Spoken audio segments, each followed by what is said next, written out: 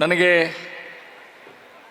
ಈ ಶಾಲೆಗೆ ಬಂದು ಈ 100 ವರ್ಷ ಸಂಭ್ರಮದ ಭಾಗವಹಿಸಲಿಕ್ಕೆ ನನಗೆ ಬಹಳ ಖುಷಿಯಾಗಿದೆ. ಬಹುತೇಕ ಬೆಳಗಾವಿಯಲ್ಲಿ ಇದು ಬ್ರಿಟಿಷ್ ಹೆಡ್ ಕ್ವಾರ್ಟರ್ ಇರೋದ್ರಿಂದ ಶಿಕ್ಷಣ ಪ್ರಾರಂಭ ಮಿಷನರಿ ಸ್ಕೂಲ್ದಿಂದ ಅದು.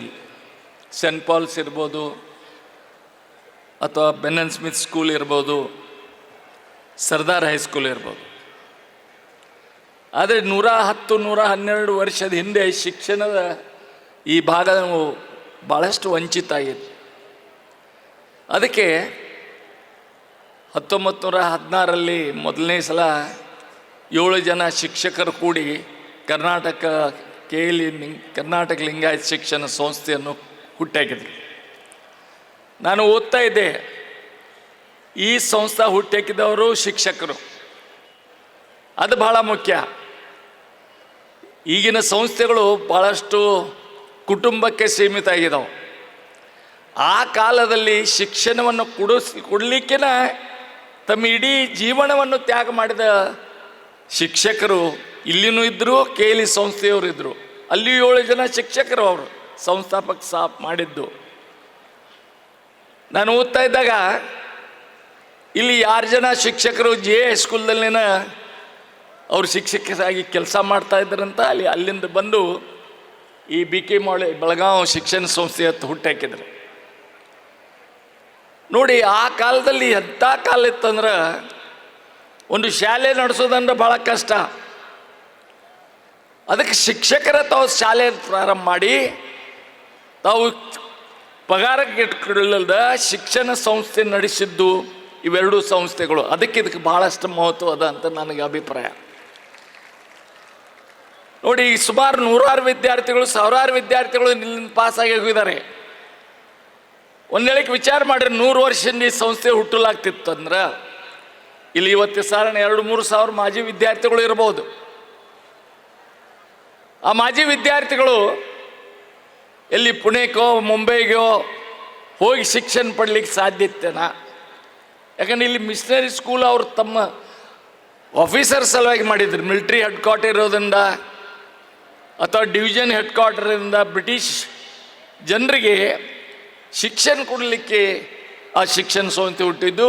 ಅದರಲ್ಲಿ ಭಾಳಷ್ಟು ಜನ ದೊಡ್ಡ ಶ್ರೀಮಂತರು, ಸರ್ದಾರರು, ಜಮೀನ್ದಾರು, ಅವ್ರಿಗೆ ಅಷ್ಟ ಪ್ರವೇಶ ಸಿಕ್ತು. ಅದಕ್ಕೆ ಈಗ ವಿಚಾರ ಮಾಡ್ಬೇಕು, 100 ವರ್ಷ ಮೊದಲು ಈ ಶಿಕ್ಷಣ ಸಂಸ್ಥೆ ಹುಟ್ಟಲಾಗ್ತಿತ್ತಂದ್ರೆ ನಮ್ಮ ಪರಿಸ್ಥಿತಿ ಏನಾಗ್ತಿತ್ತು? ಅದಕ್ಕೆ ಒಂದು 100 ವರ್ಷದ ಸಂಸ್ಥೆ ಇದು. ಯಾವ ಸಂಸ್ಥೆಗಳು 100 ವರ್ಷ ನಡೆಸೋದು ಬಹಳ ಕಷ್ಟ ಈ ದಿವಸದಲ್ಲಿ. ಅಲ್ಲಿ ಸರ್ಕಾರ ಕಾಯ್ದೆ ಕಾನೂನಲ್ಲಿ ಶಿಕ್ಷಕರ ಪಗಾರು ಈಗನಕ ಭಾಳ ಗ್ರ್ಯಾಂಟು ಕೊಡಂಗಿಲ್ಲ. ಅದೇನಾಗಿದೆ, ಅರ್ಧ ಆಕ್ಸಿಜನ್ ಕೊಟ್ಟಂಗಾಗಿದೆ ನಮಗೆ.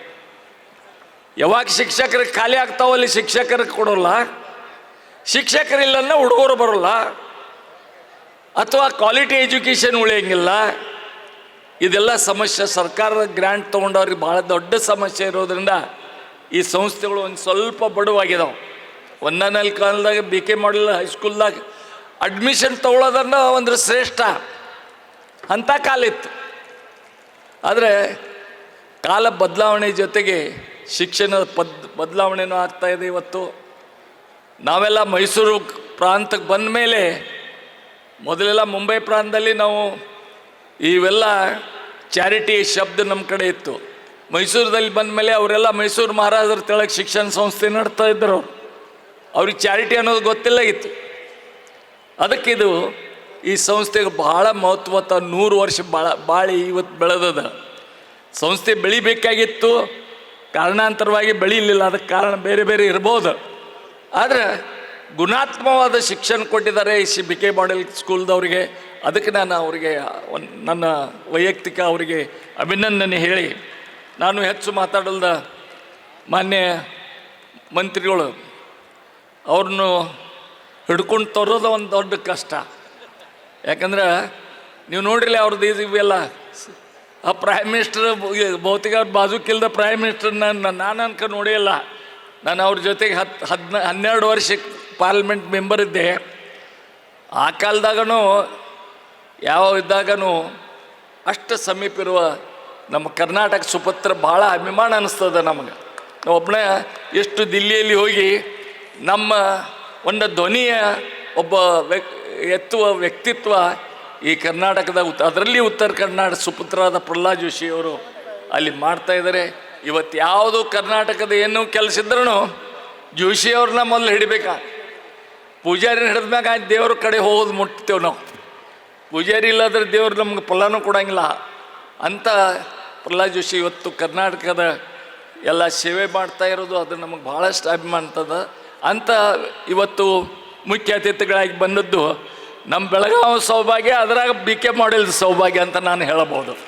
ಅದಕ್ಕೆ ನಾನು ಹೆಚ್ಚು ಸಮಯ ತಗೊಳ್ದ ಮತ್ತೊಮ್ಮೆ ತಮ್ಮರಿಗೆಲ್ಲ ಅಭಿನಂದನೆ. ಭಾಳಷ್ಟು ವಿದ್ಯಾರ್ಥಿ ಹಳಿ ವಿದ್ಯಾರ್ಥಿ ಬಂದಾರ. ನಾನು ಸುಧೀರ್ ಕುಲಕರ್ಣಿ ನನ್ನ ಕ್ಲಾಸ್ಮೇಟ್ ಅವ. ನಾನು ಅಂದೆ ಇವೆಲ್ಲ ಶಾಲೆಗಳು ನಾವು ಬದುಕೋದಕ್ಕೆ ಕಷ್ಟ ಆಗಿದೆ, ಒಂದು ರೂಮ್ ಕಟ್ಟೋದಕ್ಕೆ ಕಷ್ಟ ಆಗಿದೆ.